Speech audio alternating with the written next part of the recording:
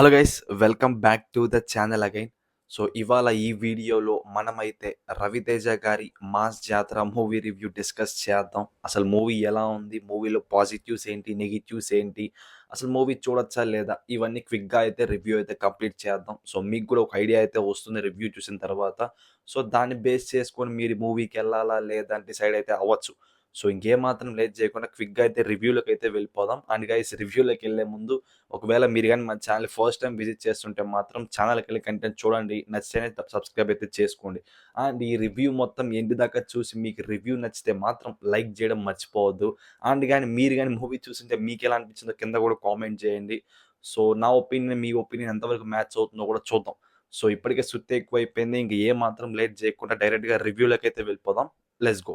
Movie ఎలా ఉందిరా అంటే, సీ గైస్, నేనైతే ఈ ఫిల్మ్‌కి జీరో ఎక్స్‌పెక్టేషన్స్, జీరో హైప్‌తో అయితే ఎళ్ళా.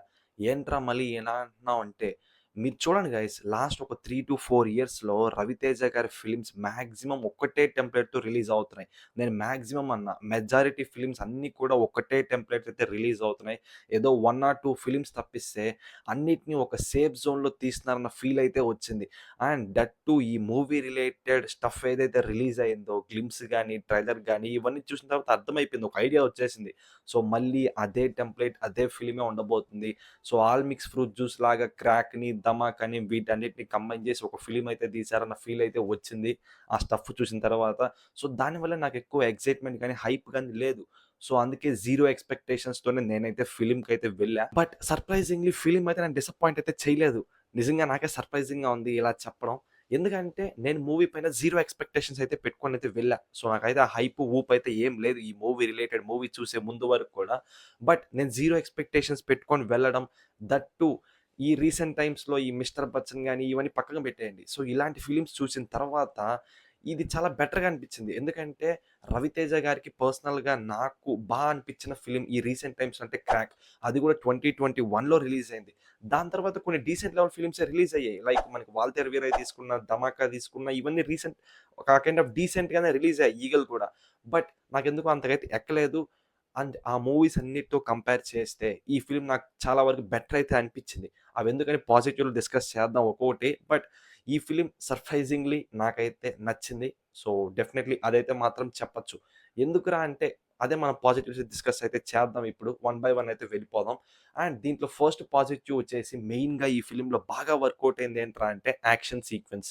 సో ఈ యాక్షన్ సీక్వెన్స్‌తో పాటు ఆ కైండ్ ఆఫ్ బీజీఎం ఏదైతే ఉందో అది కూడా పర్ఫెక్ట్‌గా ఒక సింక్‌లో చాలా వర్కౌట్ అయింది. లిటరల్లీ ఆ కైండ్ ఆఫ్ మనకి గూస్ బంప్స్ ఫీల్ అయితే వస్తది. అదైతే మాత్రం షూర్. నాకది చూసినంత సేపు ఏమనిపించిందిరా అంటే, చాలా ఇయర్స్ తర్వాత రవితేజ గారు తన స్ట్రాంగ్ జోన్‌లోకైతే వచ్చారు. ఈ యాక్షన్ సీక్వెన్స్, ఈ మాస్ ఎరా ఒక కైండ్ ఆఫ్ ఒక ఫ్లోలో, ఒక స్ట్రక్చర్డ్ వేలో చాలా వచ్చారన్న ఫీల్ అయితే వచ్చింది. ఇవన్నీ చూసిన తర్వాత. అండ్ దీంతో పాటు రవితేజ గారి మధ్య అండ్ రాజేంద్ర ప్రసాద్ గారి మధ్య కైండ్ ఆఫ్ కామెడీ సీన్స్ ఏవైతే ఉన్నాయో, అది కూడా ఒక డీసెంట్ లెవెల్‌లో బానే వర్కౌట్ అయింది ఫిల్మ్‌లో అయితే. మరీ ఔట్ ఆఫ్ ద బాక్స్ ఎళ్లి క్రింజ్ చేయలేదు గానీ, ఒక డీసెంట్ లెవెల్‌లో బానే వర్కౌట్ అయింది చూస్తున్నంత సేపు. అండ్ మెయిన్‌గా మనం మాట్లాడాల్సుకుందైతే మాత్రం విజువల్స్ గురించి. చాలా బాగా కేర్ తీసుకొని నీట్‌గా సీన్ బై సీన్ చాలా తీశారన్న ఫీల్ అయితే వచ్చింది. అండ్ దీంతో పాటు ఇంక సాంగ్స్ విషయానికొచ్చేస్తే ఓకే. ఓకే. 'చల్తా హై' గానీ, ది ఎనర్జీ ఏదైతే ఉందో రవితేజ గారిది, దట్ వాస్ టూ లేట్. అదైతే మాత్రం మనం డెఫినైట్‌లీ ఎంజాయ్ అయితే చేస్తాం. సో ఇది గైస్ పాజిటివ్స్ అయితే మనకి మాస్ జాతరలో. ఇప్పుడు నెగెటివ్స్‌లోకైతే వెళ్ళిపోదాం వన్ బై వన్. ఇప్పుడు నెగెటివ్స్‌లోకొచ్చేస్తే, ఫస్ట్ అండ్ మెయిన్ థింగ్ ఏంట్రా అంటే, ఇది నెగెటివ్ అని చెప్పను గానీ, యాస్ ఎ ఆడియన్స్‌గా నేను ఫీల్ అవుతున్నా కాబట్టి మీకైతే చెప్తున్నా. అదేంట్రా అంటే టెంప్లేట్. ఇంక ఎన్ని డేస్ గైస్ ఇదే టెంప్లేట్, లైక్ ఒక వార్నింగ్ ఇవ్వడం, ఒక సాంగు, ఒక ఫైట్ రిపీట్, ఇదే ఫ్లోలో అయితే వెళ్తా ఉంటది ఫిల్మ్ అంతా గూడా. సో మీరనుకోవచ్చు, టెంప్లేట్ అయితే ఏందిరా, మూవీలో స్టఫ్ ఉందా, ఫ్యాన్స్ ఎంజాయ్ చేస్తారా, మాసు అది ఇది అనేసి. ఆఫ్‌కోర్స్ ఉండాలి గైస్. 1, 2 ఫిల్మ్స్ కంటిన్యూయస్‌గా అదే ఫ్లోలో మళ్ళీ ఫిల్మ్ బై ఫిల్మ్ ఇలాగే ఈ టెంప్లేట్స్‌తోనే వెళ్తుంటే మనకి చూసే ఇంట్రెస్ట్ కూడా పోద్ది. లైక్ మీకు సింపుల్ ఎగ్జాంపుల్‌లో చెప్పాలంటే, ఈ ఫిల్మ్ చూసిన తర్వాత 2025లో ఎప్పుడో రావాల్సిన 2015, 2016 ఫిల్మ్‌ని ఇక్కడ చూపించిన ఫీల్ అయితే వస్తది ఈ ఫిల్మ్ చూసిన తర్వాత. అది ఒక్క ఫిల్మ్‌తోనే కాదు, పాస్ట్ కొన్ని ఫిల్మ్స్ అయితే అలాగే తీస్తున్నారు రవితేజ గారు. మెజారిటీ ఫిల్మ్స్ అన్నీ అలాగే ఉన్నాయి. సో మరి రవితేజ గారికి స్కోప్ లేదా అంటే డెఫినెట్‌లీ ఉంది. ఆయన అనుకుంటే ఇంకా మళ్ళీ మంచి స్క్రిప్ట్స్ తీయొచ్చు, డిఫరెంట్‌గా ట్రై చేయొచ్చు. బట్ నేను ప్రీవియస్‌గా చెప్పా గదా! ఆయన ఎందుకో ఒక సేఫ్ జోన్‌లో అయితే తీస్తున్నారు ఇటువంటి kind of films. Hopefully next నుంచన్నా ఒక మంచి స్క్రిప్ట్స్‌తో డిఫరెంట్‌గా ట్రై చేస్తారని అనుకుంటున్నా. ఈ టెంప్లేట్ ఫిల్మ్స్‌ని పక్కన పెట్టేసి. సో, దీనివల్ల ఏమవుతుందిరా అంటే మనకి ఆ టైంలో అయితే ఐ మీన్ పాస్ట్ ఒక 6, 7 ఇయర్స్ ముందైతే ఇలాంటి ఫిల్మ్స్‌ని బాగా ఎంజాయ్ చేసుండొచ్చు. కానీ ఇప్పుడు క్లియర్‌గా మనకి లాగ్‌లాగా అనిపిస్తుంది అక్కడక్కడ. సో, అదే ఇక్కడ సెకండ్ నెగెటివ్ అయితే పాయింట్ అయితే. సో, మూవీలో మనకి ఈ రొటీన్ టెంప్లేట్ వల్ల అక్కడక్కడ కొన్ని సీన్స్ క్రింజ్‌లాగా లాగ్‌లాగా అయితే అనిపిస్తాయి. అవైతే నాకు పర్సనల్‌గా అంతగా అయితే ఎక్కలేదు. సో, అది గైస్ ఈ 2 అయితే నెగెటివ్స్ అయితే ఉన్నాయి ఈ ఫిల్మ్‌లో అయితే.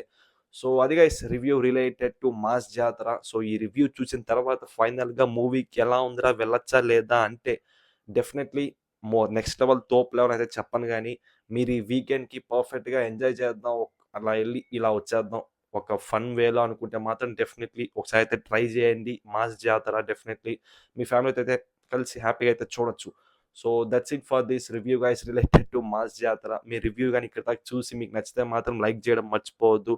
So, see you guys in the next one. Bye.